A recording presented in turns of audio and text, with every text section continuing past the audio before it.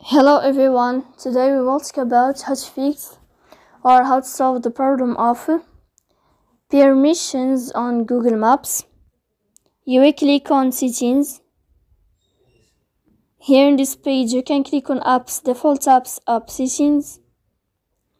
On above you can search about Google Maps and you can click. Then you can click on first stop and you can click OK. After that you will enter to the window of storage. Then you can click clear cache. Then you can turn on your airplane mode. And you can turn off your airplane mode again to fix that problem. So please don't forget to support us by like and subscribe.